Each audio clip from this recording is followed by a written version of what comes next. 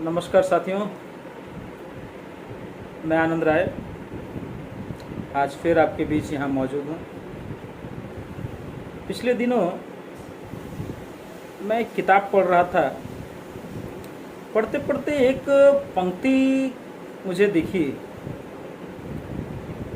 और उस पंक्ति को पढ़ने के बाद विचार आया कि उस विषय पर ही आज क्यों ना आपसे बात की जाए। पंक्ति थी, भगवान ने अगर दोस्त का रिश्ता न बनाया होता तो इंसान को कभी यकीन न होता कि कभी कोई गैर अपनों से भी ज़्यादा अपना हो सकता है।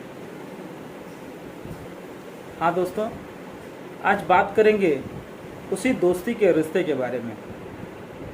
हम एक ऐसे देश में रहते हैं जहाँ दोस्ती की बहुत सारी कहानियाँ, किस्से हम बचपन से ही सुनते आ रहे हैं, हम देखते आ रहे हैं। हमें बचपन में हमारे बड़ों ने कई किस्से कहानियों में भी उन दोस्ती के बारे में बहुत सारी बातें बताई, उनका मिसाल आज तक दिया जाता है। कुछ चंद रिश्तों और कुछ चंद दोस्तों के बारे में आज आपसे बात करेंगे। शुरुआत करते हैं भगवान श्री राम और सुग्रीव की दोस्ती से। आपको याद होगा, मर्यादा पुरुषोत्तम भगवान श्री राम जब सीता की खोज में जंगलों में घूम रहे थे, उसी दौरान उनकी मुलाकात वानर राज सुग्रीव से होती है और उन दोनों में एक गहरी मित्रता होती है। आपने आगे भी पढ़ा होगा, रामायण के माध्यम से भी हमने देखा है कि सुग्रीव से अपनी दोस्ती निभाने के लिए प्रभु श्री राम ने अपने ऊपर छल करने का भी कलंक लगवाया। वो दोस्ती इतनी महान थी कि एक दोस्त को उसका हक, उसका अधिकार दिलाने के लिए अगर मर्यादा पुरुषोत्तम को अपने ऊपर छल करने का आरोप लगवाना पड़े तो उसके लिए भी वो तैयार थे। क्योंकि आपको पता है कि बाली और सुग्रीव युद्ध में श्री राम ने छिपकर पेड़ के पीछे से बाली का वध किया था और सुग्रीव को उसका अधिकार दिया था। तो ऐसी मिसालें इतिहास में सैकड़ों भरी हुई हैं जो आज भी हमारे बीच कहीं न कहीं किसी किसी रूप में, उदाहरण के रूप में प्रस्तुत की जाती है। ठीक वैसा ही उदाहरण एक मिलता है कृष्ण और सुदामा की दोस्ती का। कृष्ण द्वारिकाधीश थे, द्वारिका के महाराज, और गुरुकुल में उनके साथ पढ़ने वाला एक ब्राह्मण सुदामा जब उनसे मिलने जाता है, उस कहानी को भी हमने देखा है। बचपन में गुरुकुल में वो किस तरह साथ में रहे और किस तरह अपना जीवन बिताया गुरुकुल में, वो सारी तब तक तो ठीक थी क्योंकि वो गुरुकुल में थे। परंतु एक समय के बाद जब कृष्ण द्वारिकाधीश बन जाते हैं, वहाँ के महाराज रहते हैं, और एक गरीब ब्राह्मण सुदामा जब उनसे मिलने जाता है तो द्वारिका के जो द्वारपाल होते हैं वे सुदामा को वहाँ से जाने के लिए बोल देते हैं। वो यकीन नहीं करते कि वो कृष्ण का मित्र कोई ऐसा दरिद्र गरीब हो सकता है। परंतु एक दोस्ती का उदाहरण कृष्ण ने जो प्रस्तुत किया, उन्होंने दिखाया जब उनके कानों में पड़ी कि उनका बचपन का मित्र सुदामा आया है। वे नंगे पैर दौड़ते हुए सुदामा के पास आते हैं, सुदामा को अपने साथ महल में ले जाते हैं। पूरे नगर, पूरे महलवासी देखकर आश्चर्यचकित हो जाते हैं कि किस प्रकार द्वारिकाधीश अपने बचपन के मित्र को पाकर गदगद हो गए। सुदामा को अपने सिंहासन पर बैठाकर उनका पांव पखारते हैं, उनसे बातें करते हैं और यहाँ तक भी पूछते हैं कि हमारी भाभी ने मेरे लिए क्या भेजा है। जो चना चबेना लेकर सुदामा आए रहते हैं, भले वो कतराते हैं देने के लिए, शर्माते हैं कि मैं एक राजा को कैसे ये दूँ, पर कृष्ण ने दोस्ती को आगे रखते हुए उनका चबेना भी स्वीकार किया। उसके बाद आगे पढ़ देखा जाए तो दुर्योधन और कर्ण की दोस्ती भी आती है। देखिए, राम ने अपनी दोस्ती निभाने के लिए अपने ऊपर छल करने का भी आरोप लगवाया। कृष्ण ने अपनी दोस्ती निभाने के लिए अपना राजपाट, अपना महल, सब कुछ छोड़कर नंगे पांव दौड़ते हुए सुदामा के पास जाते हैं, अपने सिंहासन पर लाके उन्हें बैठाते हैं। वैसे ही दुर्योधन और कर्ण की दोस्ती भी थी। चूंकि महाभारत की लड़ाई में कर्ण शुरू से जानते थे कि दुर्योधन अन्याय के पक्ष में है, दुर्योधन अधर्म के पक्ष में है, परंतु दुर्योधन ने कर्ण को उस वक्त अपना दोस्त बनाया था जब पूरा समाज कर्ण का तिरस्कार कर रहा था। और कर्ण ने भी सब कुछ जानते हुए, वो जानता था कि मैं दुर्योधन के साथ, दुर्योधन के पक्ष में अगर युद्ध करूंगा तो मेरी मृत्यु निश्चित है, यह जानते हुए भी अपने दोस्त के ऊपर आंच न आए, अपने जान को भी निछावर करने के लिए कर्ण महाभारत के युद्ध में उतरा। हम जानते हैं कि दुर्योधन के लिए उसने अपना सर्वस्व बलिदान कर दिया।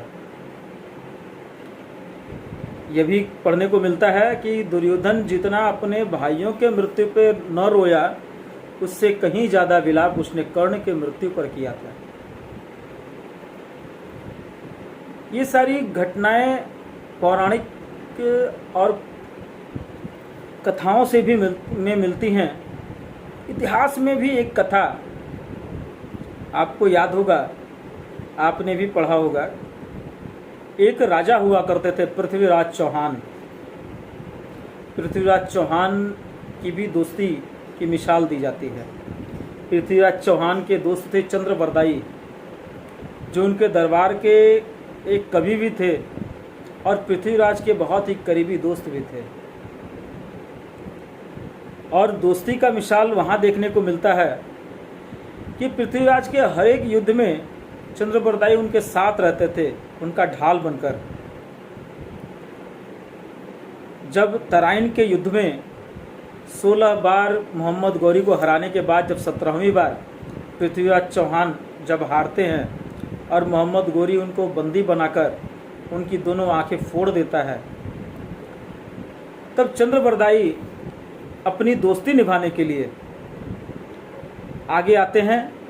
उन्हें पता था कि उस दोस्ती निभाने में उनकी जान चली जाएगी, परंतु वो अपने दोस्त को किसी दुश्मन के हाथ से मरता हुआ न देखें, इसके लिए वे आगे आए और मोहम्मद गौरी के सामने उन्होंने प्रस्ताव रखा कि आपने कभी किसी को आवाज़ के ऊपर बाण चलाते हुए, अर्थात शब्द भेदी बाण चलाते हुए नहीं देखा होगा। मेरा मित्र इस कला में पारंगत है, आप चाहें तो इसका उदाहरण देख सकते हैं। मोहम्मद गौरी उनके बातों में आ जाता है और पृथ्वीराज चौहान के हाथों में तीर धनुष पकड़ा दिया जाता है। और मोहम्मद गौरी कहाँ बैठा है, कितने ऊंचाई पे बैठा है, कितनी दूरी पे बैठा है, चंद्रबरदाई अपने गीत के माध्यम से पृथ्वीराज चौहान को बताते हैं और पृथ्वीराज चौहान अपने अचूक निशाने से मोहम्मद गौरी को वहीं ढेर कर देते हैं। उसके बाद जब उसके सैनिक पृथ्वीराज चौहान को मारने आते हैं, उसके पहले चंद्रबरदाई स्वयं अपना खंजर निकालकर पहले पृथ्वीराज चौहान को मारते हैं और खुद अपने दोस्त के साथ अपने आप को मारकर इस दुनिया से विदा हो जाते हैं। ऐसी ऐसी मिसालें हमने इतिहास में पढ़ी है, हमने पौराणिक कथाओं में पढ़ी है। परंतु साथियों, आपको लग रहा होगा क्या मैं इतिहास और पौराणिक कथाओं के बीच यहाँ आपके साथ जो जानते हैं उसके बारे में चर्चा करने क्यों बैठा हूँ? इसके पीछे भी एक कारण है। आपको याद होगा गत कुछ दिनों से हमारे देश की राजनीति में एक भूचाल सा आया हुआ है। एक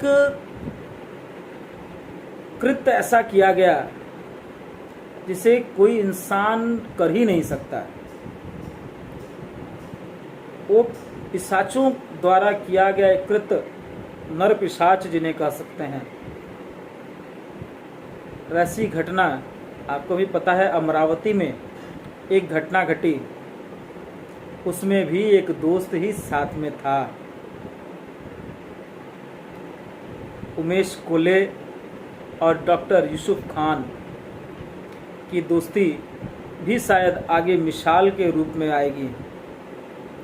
ऊपर मैंने जो मिसालें दी उसमें आपने देखा कि अपने दोस्त के लिए अपना सर्वस्व बलिदान करने के लिए दोस्त किस प्रकार तैयार रहता है और एक मिसाल इतिहास में देता है।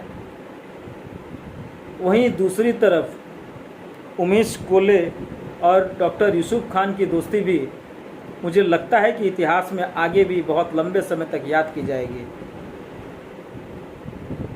क्या गजब की दोस्ती थी।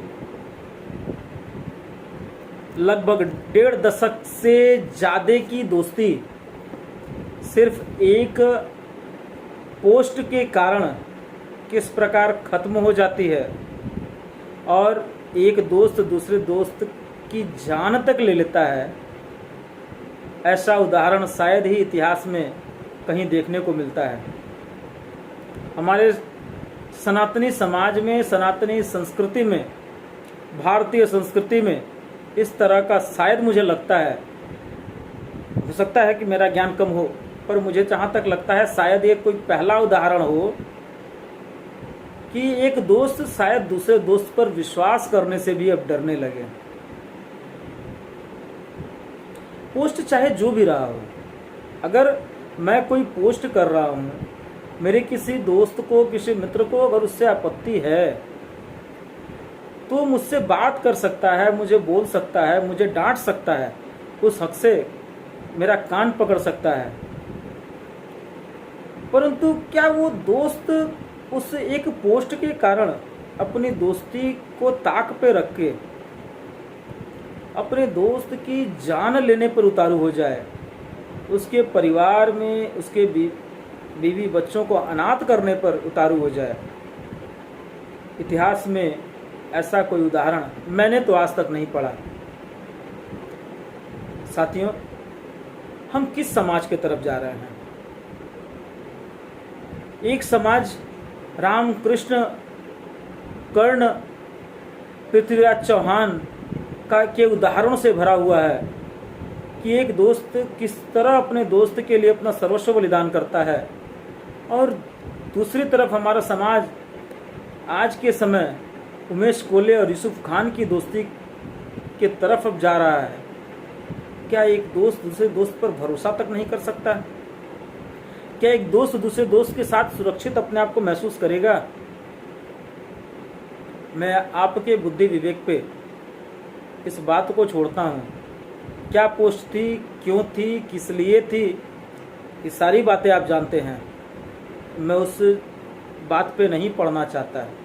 मैं सिर्फ एक बात कहना चाहता हूँ, क्या एक दोस्त अब क्या दूसरे दोस्त पे भरोसा कर पाएगा? एक दोस्त क्या दूसरे दोस्त से अपने मन की बात कह पाएगा? क्या एक दोस्त अपने दोस्त के कंधे पे सर रखकर अपने तकलीफ़ों को बता पाएगा? साथियों, सोचिएगा ज़रूर, बहुत ही गंभीर विषय है। और दोस्त भी चुनकर बनाइए, ऐसा बनाइए जो दोस्त कर्ण की तरह आपके साथ हो, कृष्ण और राम की तरह आपके साथ हो, ना कि यूसुफ खान की तरह। इसी के साथ आपसे विदा लूँगा। इस विषय पर अगर लगे कि आपको अपनी राय देनी हो तो कमेंट बॉक्स में ज़रूर दें। इस वीडियो को ज़्यादा से ज़्यादा शेयर करें ताकि दूसरे लोग भी दोस्त बनाने से पहले 10 बार विचार जरूर करें। इसी के साथ आपसे विदा लूँगा। जय हिंद, वंदे मातरम, भारत माता की जय।